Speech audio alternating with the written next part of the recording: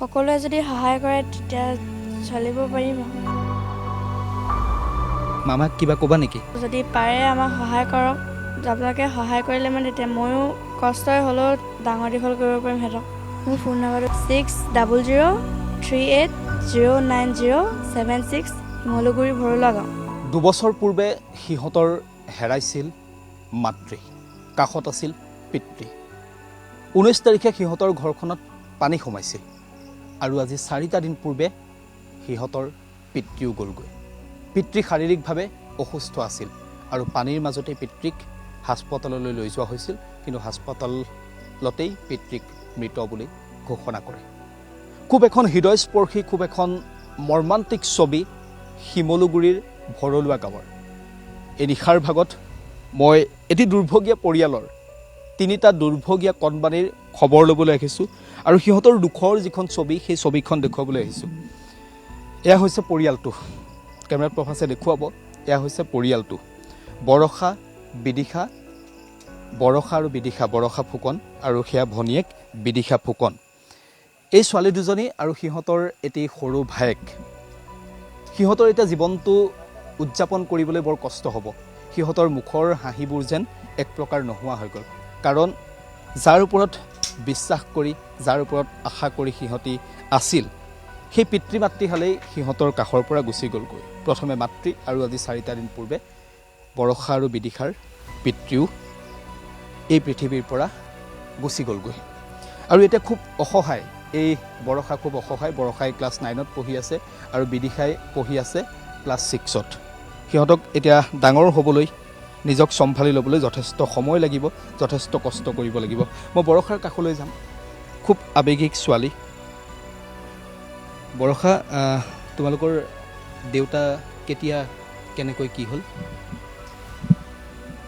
কেনেকৈ কি হ'ল, আগৰ পৰা হৈ আছিলে, কিন্তু বেমাৰটো ধৰা পৰা নাছিলে। যেতিয়া বানপানী হৈছিলে, বানপানীৰ দিনাই আমি বেছিকৈ বেমাৰ হোৱা দেখি আমি জয়সাগৰ হস্পিটেললৈ লৈ গ'লোঁ। তাৰ হস্পিটেললৈ নিয়াৰ পিছত ডাক্তৰে ক'লে যে, যেতিয়া বেমাৰটো ধৰা পৰিলে ডাক্তৰে ক'লে যে বেছিদিন নাথাকিব, একেবাৰে বেয়া অৱস্থালৈ গৈছে বোলে। তাৰপিছত ক'লে যে ঘৰৰ মানুহ যদি আছে কোনোবা সোনকালে মাতি দিবলৈ।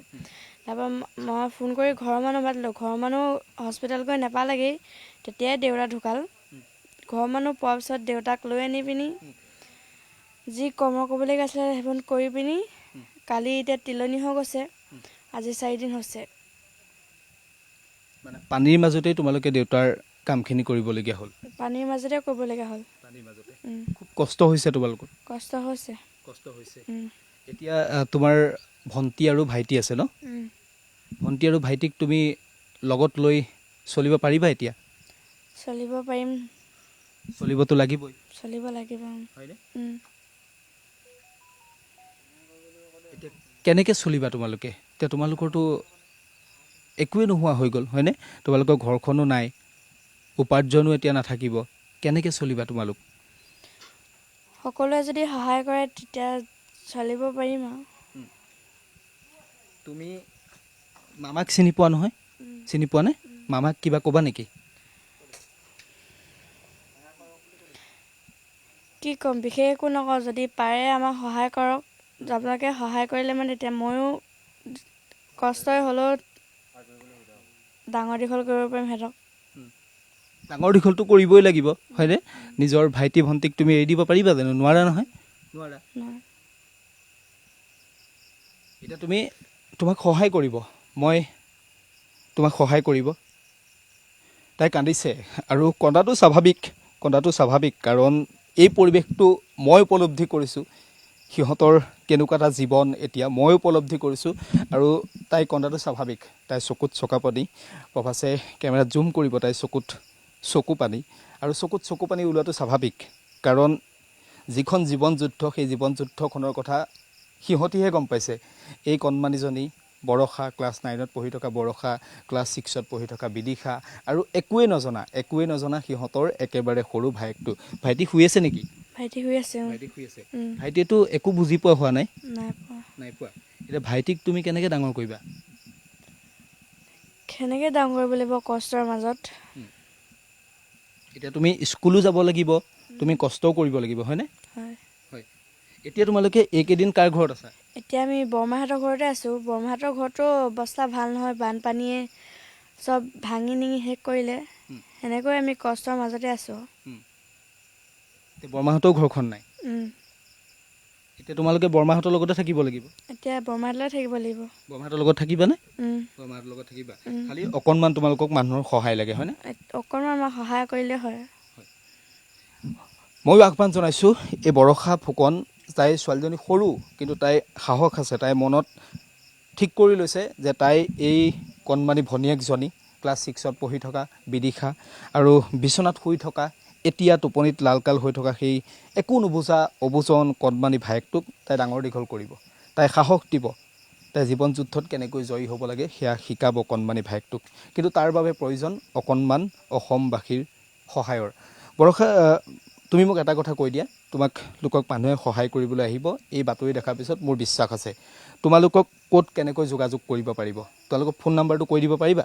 পাৰিবা? ফোন নাম্বাৰটো এবাৰ কৈ দিয়া তুমি, আৰু তোমালোকৰ জেগাটো কি হয় ভালদৰে তুমি কৈ দিবা। মোৰ ফোন নাম্বাৰটো 6003809076, শিমলুগুৰি ভৰলুৱা গাঁও। আৰু এবাৰ ভালকৈ কৈ দিয়া। 6003809076, শিমলুগুৰি ভৰলুৱা গাঁও। এয়া বৰষাৰ ফোন নম্বৰ। ফোন কৰিলে বৰষাকেই পাব।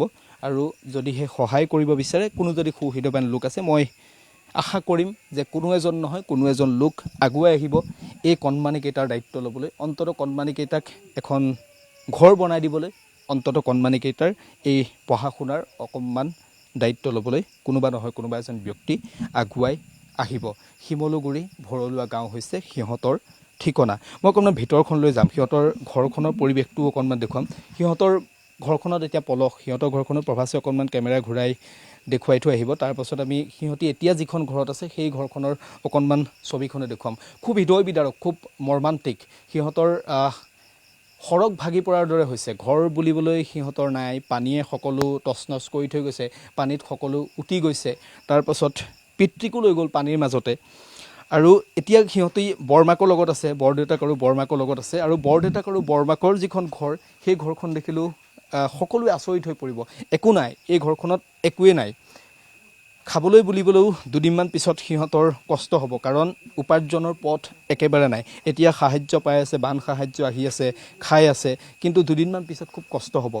এই কোঠাটো চাওক, সিহঁতি য'ত শুৱে, এই কণমানিটি এতিয়া শুয়ে আছে বিচনাত, কণমানিটি শুয়ে আছে। এই কণমানিটি একেবাৰে অবুজন, সি একো নাজানে, সি পৃথিৱীৰ কথা একো বুজি পোৱা হোৱা নাই। 4 দিন পূৰ্বে যে তাৰ দেউতাক হেৰালে, মাক যে নাই, সেই কথাবোৰ এই কণমানিটিয়ে একেবাৰে বুজি পোৱা হোৱা নাই। আমিও তাক অশান্তি কৰিব বিচৰা নাই। আৰু মই সিহঁতৰ ঘৰখন অকণমান দেখুৱাই দিছোঁ, বৰদেউতাক আৰু বৰমাকৰ যিখন ঘৰখন দেখুৱাই দিছোঁ। এই ঘৰখনৰ টিং কেইখনমানহে আছে, টিং কেইখন আছে হয়নে খুৰা? তাকো টিং কেইখন মামৰে ধৰিছে। যদি ধুমুহা বৰষুণ আহে তেনেহ'লে এই ঘৰটো ভাগি পৰিব। চালি মাত্ৰ, ভগা কেইখনমান চালি আছে, কাৰণ উপাৰ্জনেই নাই, ক'ৰ পৰা ঘৰটো বনাব। আৰু এইফালে চাওক আপুনি, এইফালে দেখা পাইছে, এইফালে একেবাৰে খোলা, এইখন বেৰখন নাই, বেৰখন নাই। এই বানৰ মাজত বেৰখন নথকাকৈ এই কণমানিকেইটাক লৈ এই বৰমাক বৰদেউতাকে এতিয়া জীৱনটো জীয়াবলগীয়া হৈছে। আজি 12-13 দিন এনেকৈ থাকিবলগীয়া হৈছে। আৰু আটাইতকৈ ডাঙৰ কথাটো হৈছে যে সেইফালে ওচৰতে আছে এই দেউতাকৰ যিটো মৰিশালি, 4 দিন পূৰ্বে দেউতাকৰ যি মৰিশালি হৈছিল, দেউতাকৰ মৰিশালি, সেই অলপমান দূৰতে আছে দেউতাকৰ মৰিশালি। এই কণমানিকেইটাই যেতিয়া শুৱে, ৰাতি যেতিয়া শুৱে বা দিনত যেতিয়া এই বিচনাখনত বহি থাকে, তেতিয়া চকুৰ সন্মুখত দেউতাকৰ ছবিখনেই ভাহি আহি থাকে। কিয় ভাহি আহি থাকে? কাৰণ একেবাৰে সন্মুখতে আছে, একেবাৰে কাষতে আছে দেউতাকৰ মৰিশালিটো। মই সেইকাৰণে আহ্বান জনাইছোঁ, এইকাৰণেই মই ছবিখন এই নিশাৰ ভাগতো দেখুৱাইছোঁ যে অন্ততঃ কোনোবা এজন সুহৃদয়বান লোক ইয়ালৈ আহক, এই পৰিয়ালটোৰ ওপৰত অকণমান চকু পৰক, আৰু এই কণমানিকেইটাক জীৱন যুদ্ধখনত আগুৱাই যাবলৈ, জীৱন যুদ্ধত জয়ী হ'বলৈ অকণমান সাহস দিয়ক। সেয়া আৰ্থিকভাৱে হওক, সেয়া মানসিকভাৱে হওক, অকণমান সাহস দিয়ক। অন্যথা এই যিখন সংগ্ৰাম নতুনকৈ আৰম্ভ কৰিব লাগিব, এই একেবাৰে কম বয়সতে এই কণমানিকেইটাই, বৰষা বিদিশাহঁতে, সত্যজিতে এই কণমানি বয়সতে যিখন সংগ্ৰাম কৰিব লাগিব, সেই সংগ্ৰামখন কৰিব নোৱাৰিব। গতিকে মই আহ্বান জনাইছোঁ, মুখ্যমন্ত্ৰী ডক্টৰ হিমন্ত বিশ্ব শৰ্মাকো আহ্বান জনাইছোঁ, অন্ততঃ এই কণমানিকেইটাক কিবা আইনী বাধা আছে বা নাই মই সেয়া নাজানো, অন্ততঃ এটা ঘৰ দিয়াৰ ব্যৱস্থা কৰক, পঢ়াৰ এটা সুবিধা দিয়ক। চৰকাৰী বিদ্যালয়তে পঢ়ে, এটা ভাল যাতে সুবিধা দিয়ে। বৰষা, কিবা ক'বা নেকি? আৰু তাই ভাষাহীন, আৰু ভাষাহীন হোৱাটো স্বাভাৱিক, চকুত চকু পানী। তাই বুজে, তাই জানিছে যে আমি বাতৰি কৰিবলৈ আহিছোঁ সেয়া ঠিকেই আছে, তাই জানে যে ডাঙৰ দীঘল এই পৰিয়ালটোৰ দায়িত্ব তাই ল'ব লাগিব, কিমান কেনেকৈ কষ্ট কৰিব লাগিব সেই কথাখিনি তাই জানে। গতিকে মই আকৌ আহ্বান জনাইছোঁ, অন্ততঃ এই ছোৱালী দুজনীৰ মুখখনলৈ চাই, কণমানি সত্যজিতৰ মুখখনলৈ চাই অন্ততঃ কোনোবা এজন সুহৃদয়বান লোক আগুৱাই আহক। বিদিশা এইকণলৈ আহি দিয়া, খুব লাজ কৰে তাই, বিদিশাই খুব লাজ কৰে, তাই কথা ক'ব নিবিচাৰে। আৰু এতিয়া জ্বৰ হৈ আছে বোলে, জ্বৰ হৈ আছে নেকি বিদিশা? টেবলেট খাইছা? খাইছা? ভাল হৈ যাব দেই জ্বৰ। এয়া বিদিশা আৰু বৰষা। মই আহ্বান জনাইছোঁ এই কণমানি দুজনীৰ মুখখনলৈ অকণমান চাওক আৰু কোনোবা এজন ব্যক্তি আগুৱাই আহক, চৰকাৰখনৰ প্ৰতিনিধি আগুৱাই আহক, নাজিৰা সমষ্টিৰ বিধায়ক ময়ূৰ বৰগোহাঁই। এই বান পৰিস্থিতি যেতিয়া শিথিল হ'ব, বান পৰিস্থিতি যেতিয়া ঠিক হ'ব, তেতিয়া অন্ততঃ নাজিৰাৰ বিধায়কগৰাকী ইয়ালৈ আহক আৰু এই কণমানি দুজনীক অকণমান সহায় কৰক এই জীৱন যুদ্ধখনত জয়ী হ'বলৈ।